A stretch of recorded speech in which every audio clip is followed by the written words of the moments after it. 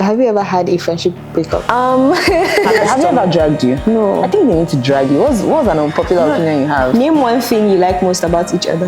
You go first. No. Are either of you currently in a relationship? Why or why not? I don't get approached. I don't know why, but I think Your resting face is scary. Biggest dating ache. Is that necessary? Do you have a dating ache? What does that mean? dating ache. I feel like I don't. I feel like I'm just at the point where I see people as people, not as my preference. I don't really, like, if I'm not attracted to you, then there's nothing you do that will make me attracted, or there's nothing you do that will make me more unattracted. So I don't. Yeah, for me, having a list of icks is just unnecessary. For me, because it just means like almost kind of like over judging people based on your own preference. So I've tried to stop doing that. So I don't have a list of icks. Yes, there are things I will see that will make me raise an eyebrow. I think I'm just more focused on what I would like in a person than what I would not like. I think I'm choosing to see it from that point of view, so that we are not harshly judging people who are just existing and being themselves, and just looking at them solely from the lens of my preference. I think people are people first before their preferences. Mine is lying.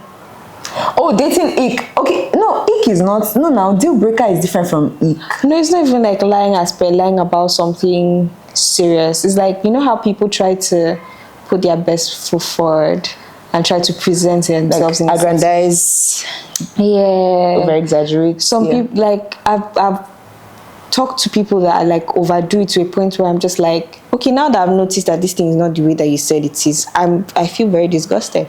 Yeah, but you know why I wouldn't even, I get you, Sha. But why I wouldn't is because sometimes that's what it looks like for them.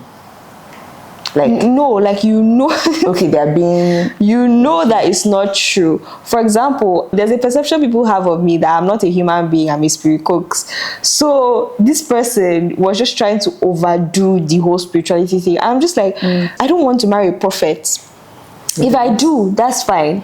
But like, I'm not looking for prophets. I'm like looking for a person who loves God, like, and that can look different for different people. So just relax. Fair enough. Don't overdo certain things, because now I know that thing you said, you're lying. Like, it did not actually happen. Okay, fair enough. I think when you say icks, I just kind of thought of things that are more like maybe just inbuilt, not necessarily things they are conscious of. So I would think of like a guy that dances and posts it on Instagram.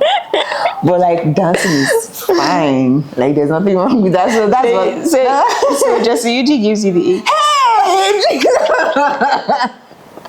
Are you mad? Let's start there. No. No, that's the thing. I'm not attracted to you. If I'm not attracted to you, I see your actions just purely as actions. I'm entertained by people who can dance. But when I start to think of it from the lens of what I want in a partner, that's when your partner to be posting dances on the internet. I would prefer not. Fair. I would prefer not, and maybe it's a certain kind of dance, but I would prefer that not to be the case. Got you. Because I also don't dance like that on Instagram. So it's just upholding my own standards. You get it? Now I'm not asking for anything I'm not. Yeah. Okay. But yeah. Fair. Okay, next question. If your ex had to describe you in one sentence, what do you think they would say? It's your turn. If my ex...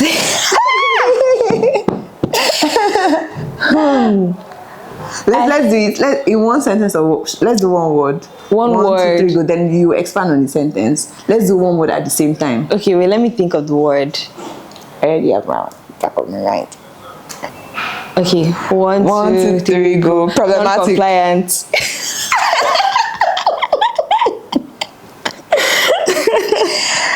Okay, expand. My ex would say that I have an issue with doing womanly duties. Same. And he would say that I am stubborn. Same. They call Idy stubborn. They call me stubborn.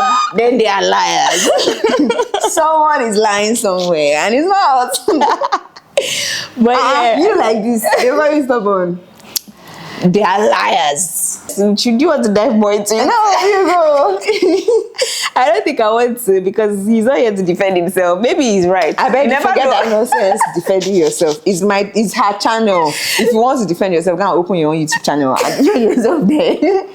What do you now? Now we get Oh my Mike. God. Now we get Mike. Yeah, but I just think we had different ideologies and Yeah.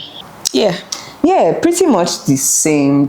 I think I said problematic, like, not because I am, but because that's how, like, someone who doesn't understand you would interpret everything you do Exactly. from the lens of being problematic. Exactly. I think at some point he admitted to even not being patient enough for, Yeah. this. And I don't think it's a thing where people can like the idea of you, but when they come, like, up close and really, like, experience the complexities I about feel like that you. was indeed the Yes, case. like, yeah. because the thing is that a lot of people expect women, especially, to be so unidimensional. And so when you see a part of me, see my Instagram, my social personality online, it's just one yeah, tiny fraction. I am many things, and that includes sometimes being someone who makes mistakes as well. Like, my composure online should not surprise you from the fact that I am still prone to saying things that are not okay. Yeah. But that's the concept of being a safe space. That, yeah,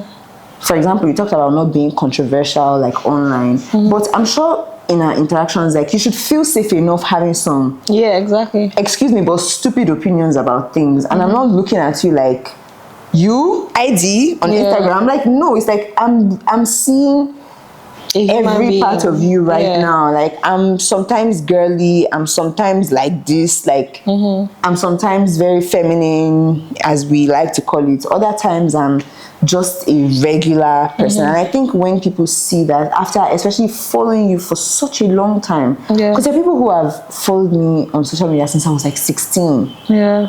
Do you get? And so they can't reconcile that complexity. They can't give space. Not everybody. It's actually a gift to be able to accommodate, like, the complexities and the labyrinth of personalities that can exist in one person. Yeah. So I just think that was the case, like, and to be honest, people have more simpler personalities. They have more.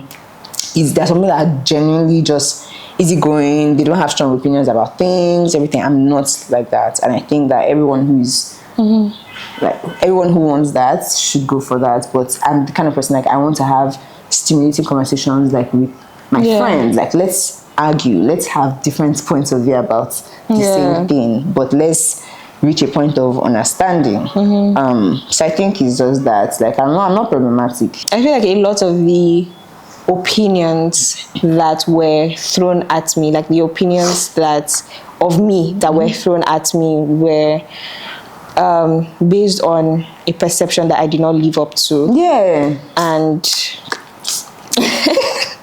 it's easy to form a perception of someone. Like, I think it's human, but, like, someone who is in that relationship for you is more prone to open themselves and their hearts and their minds up to those differences rather than discard you based on them. And I think it was a case of this person is of the right age, has the finances to get married, and he was looking for someone to fit into a box. Like, you want a wife. Exactly. You're ready for a wife. It's the last thing to tick off your achievement list. Same feeling. Yeah, and some of the disagreements we had, it was just like, okay, this is not what I want in a wife. Is that I'm just like, okay, it's like, but this is me though. Like, yeah, exactly. And I say something a lot, like, people need to take time understanding people's context and histories and background. Like, if not, you would struggle for the rest of your life with trying to understand a person. People just don't take the time to understand that. It's like, it's about themselves and what they're trying to, like, achieve. And I'm just like, yes, your marriage should be an achievement, but not at the detriment of the person you're married to being their own person. Exactly. So off the back of that, what are your thoughts if you could, like, streamline, say, one sentence or two your thoughts about your previous relationship, what would you say? It was useful. It was useful. It was very useful for self-discovery. Like, nothing lost, a lot of knowledge gained about myself, you know, about what I want, about who I am, about things I should not do again. Because honestly, like, I have a very simple philosophy in life, right?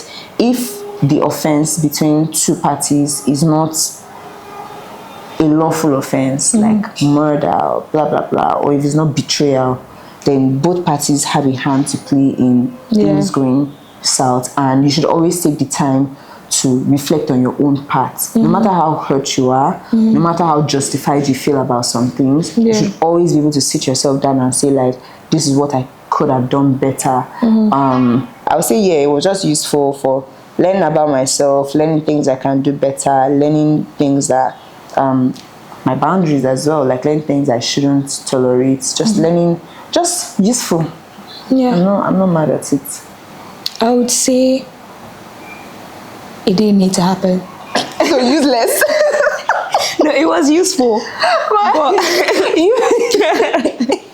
I would say we didn't need to be in that relationship. Useless. I think we were too incompatible, and it didn't need to happen. But you didn't. But at the end of the day, I am grateful for it. Yeah, you discovered the incompatibility more. Exactly. As it went on. As far as you didn't waste your time. Yeah, no. Yeah, no, I do think it was a waste of time, but it doesn't mean I didn't learn from, like, those two things can coexist, right? Yeah, because I think my thing is, like, we're obsessed with longevity. I'm great dating for 5 days, and in 5 days I'm like, I mean, obviously that's what people now call the talking stage. Yeah. So I get it, but in reality, when you're talking to someone, like, people expect loyalty in it. I think it's like the same thing we say for business: feel fast and feel forward. Yeah. Don't spend your time building a venture, in this case your relationship, for 3 years only to discover that you're breaking up over something that you knew in the first month. Exactly. Yeah. So I think I don't think it needed to happen, but at the same time, like, no shade to the person. Like, you know, grateful for you. Grateful. You know what you sound like? You sound like all those artists when they nominate them for award and they lose. They're like, thank you, BET. Yeah. By the way, there's too many levels now in this dating things. Like, I don't even know. Talking stage, situationship. Like, there's so many names. I'm so out of touch. But I feel like you should just have different things. There are some things that a person will not be obliged to let you in on until you are in a committed relationship with them. Fair. And I think that, contrary to how we used to say, what if you guys are like besties? Contrary to how we used to say, you cannot date a guy with female bestie. You want to be the female bestie. Can you see the hypocrisy? I feel like we said something that has led us to an extreme where we said, like, please stop asking me about my favorite color. But here's my counter at this thing. Bring back talking about superficial things first. We rush too much into talking about family. Yeah. Do you know what I should know about you before I can tell you about my family? Yeah. Like, bring back telling me about your cat and your dog. And do you know why I agree with you on this? Like, my mom used to tell me, don't trust, like, people too quickly. Like, don't let people see all of you too quickly. And I was just like, you know, we're in love. Like, until I got judged. Like, this person judged me to my face, and I was just like, no, my mom was right. Exactly. Like, bring back asking about favorite colors. I want to know all your favorite colors and how it evolved from age 5 to the age you are now. I want to know your thought process on why you choose your favorite colors, because there's so much to cover first about a person, is my point, before you get into other things. Like, before a person meets your family, I'm not saying it should take too long, but some things should be treated with respect again. Like, don't just stroll into my house and you see my dad, you see my brother, you see my... And I've always been like that. So I think that those things help you know first, because the reason people feel like they've lost out so much in a relationship is because they've revealed so much of themselves in such a short time that it feels irrecoverable. But in the relationship I was in, nothing spoiled. Like, Like, I was vulnerable, I was Yeah. open, but there's still so much you don't know about me, Yeah. and still so many parts of me that I protected, and I'm thankful for that. And we shake hands and we go. But what do you mean from day one? Like, you should know the basics, like genotype, states, all those things. Yeah. But before you start telling deep-seated facts about your family, about yourself, you know. When looking for a significant other, what are the 3 things that are most important? Oh, Lord. To you? Let's go. Me, compatibility, like character-wise. I want someone who genuinely loves God. And that doesn't necessarily always Wow, look that's like... shocking. That doesn't always look like, you know, being a choir master or praying on the pulpit or having like Bible fellowships. I'd rather you are someone who is genuinely surrendered to God, even though they are not. You're giving they are us too much hints. True. But basically, heart over performance. What's the third thing? I mean, I have a long list. I read my list before, but I'm just trying to pick the most important ones. Trust. Can I trust you? Because I feel like I have been in situations where I haven't felt completely safe, but I shoved it away. And like, your instincts are always right, or mostly right. So, yeah. If I feel like you're someone that I can trust, then we're good. For me, we'll find out when I see the person. What's one thing you're currently unlearning in your adulthood? Something I'm unlearning is, I think I'm unlearning the need to over-explain myself. I think I try to explain myself too much. I really just want to be, like I said, like mysterious. I make a decision. In what way? Like, do you mean in friendships, arguments? Okay, actually, yes, in disagreements. I think that I'm making peace with the fact that because I'm someone who holds people not just by their actions but sometimes their intentions, I unknowingly expect that of other people. But I've seen that people take your actions on face value a lot of times, which is not really the best thing all the time, but I can understand why. But I think that for me, I'm learning to stop over-explaining myself, and what that looks like on the interior is making sure that I am very regulated. Like, I don't act out of character, or I don't do something that the person would take for face value, and then I'll have to start explaining, oh, that was not what I meant. You know, even phrasing my words, phrasing my responses, phrasing my actions, my reactions, because your reactions are actions as well. So I think that I'm really learning the need to stop explaining myself. What's one thing I'm unlearning? You've answered it somewhere in this conversation. Okay. You're unlearning like this whole thing of being too accessible. Yeah. Like you're unlearning, like you're learning to be firmer. Yes. That helps you. It does. Or at least your train of thoughts. Yeah. There's that. There's also like communication in friendships. But I think one other thing is that I've been scarred a few times from letting people in too quickly. And I think it's also the thing of ignoring my hunch about people. Some people can be really good at first impressions. But I'm not now. You said I'm not. You said that you thought I hated you. But look at where we are now. Exactly. So there are people who are not good at first impressions, and then they turn out to be amazing people. And then there are people who are... So I was not good at first impression. I actually didn't think you liked me. I thought you not... But why was it about you? Why could it not have been something like, I didn't know if you were in a good mood. I didn't know if you were okay. I didn't know if you had something bothering you. Why did it automatically translate to, I didn't know if you liked me? What did you do to me? I feel that... What do you think about yourself? Yeah, maybe that's... make me like you without knowing or having any interaction with you. Are you a witch?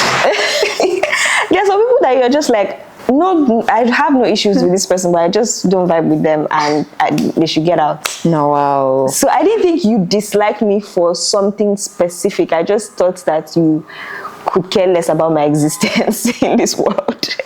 I thought you were just like... I did. We didn't know it, like, and vice versa. You didn't, like, you get, so why am I the one? like we mostly did not care. Like, No, I cared. how did you show me that? Did you talk to me and I heard you? I think how I receive people is, not that, but I feel like how I receive people is how I expect other people to act subconsciously. So when I see that you're not all hi, hello, You need to like unlearn that.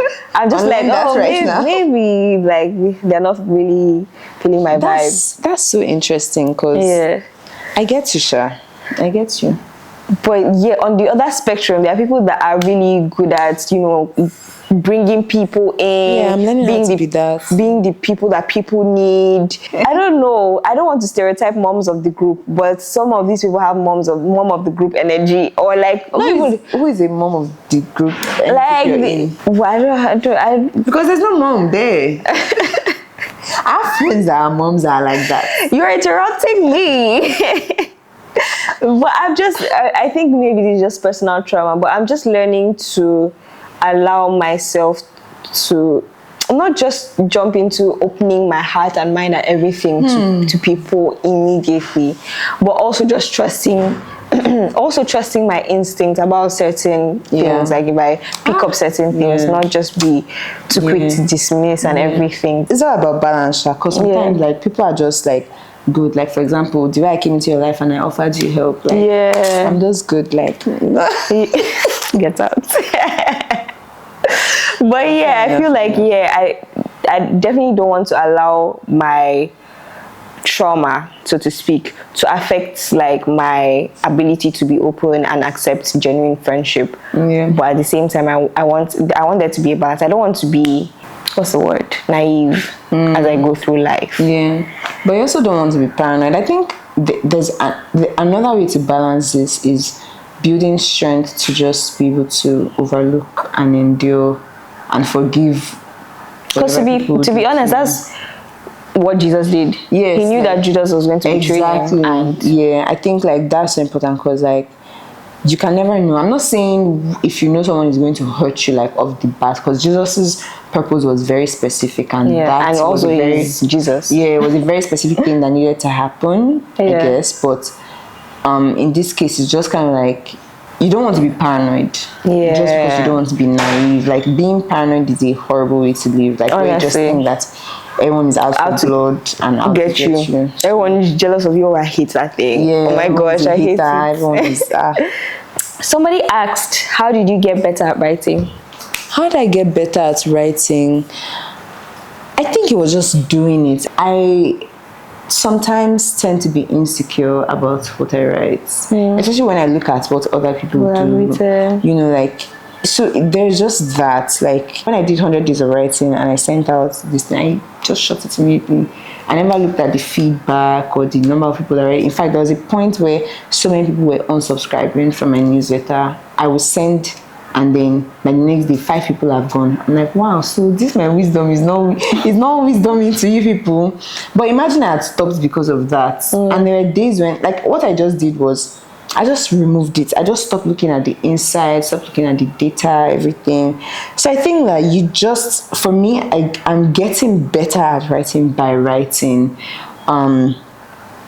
Did you have any inspirations in mind, like for your style of writing? Anything that helped you practice? Any books you were reading? I am inspired by Chimamanda, but not her writing, her speech. She listened to like a lot of her speech. There's a lot of them. I think January of 2024. I probably know how to recite. I'm joking, but all her like university matriculation, all those speeches she would give at schools. There's also Seth Godin, because for him, he sends out these newsletters every day, and he has been doing this for years. Really? And he has been doing it for years. Even some indie writers on Instagram. So you're actively reading this stuff? To write, you have to read a lot to write. But how can I forget my biggest source of inspiration? I'm not even capping when I say it was the Bible. Like, for everything I wrote during 100 days of writing, I can show you, like, even when I would write it in my Notion, the Bible verse was there. So a lot of what I wrote was just, in terms of the idea of what I wanted to write about, was interpreting, or my interpretation of Bible verses, and then the more technical part of it, like maybe how to start, the flow, the cadence, everything was, just spread across other people or things I had picked up somewhere. Do you have any random question as we close? I don't have any question for anybody. All I want to say, love yourself. If you don't love yourself, nobody's going to love you the way you want to be loved. And I'm not talking just about relationship now. Just, there's a way you show up in the world when you love yourself. Not in a pretentious way, just in a way that is honest, I guess. But yeah, any questions, comments? How are you? Hey, I beg.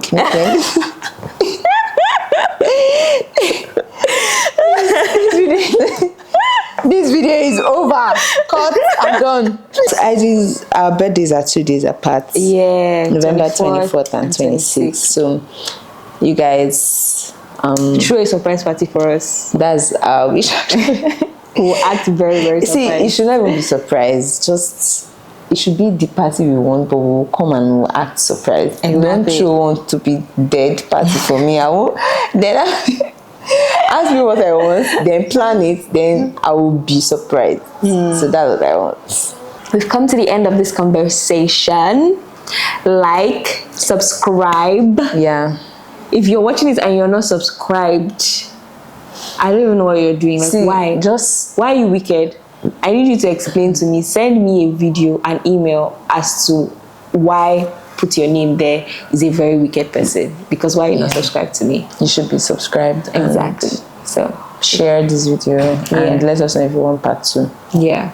And comment down Idy is below. obsessed with me. Like, she just let us know and I'll be back. If you let me know, I will be back. Whatever. Bye, guys. Bye. Oh, we did the same thing. Hey, should I still go to the gym or not? Go to the gym this night. Yes, nah. You have strength though. So even that I've not gone except on Tuesday. I went on Tuesday.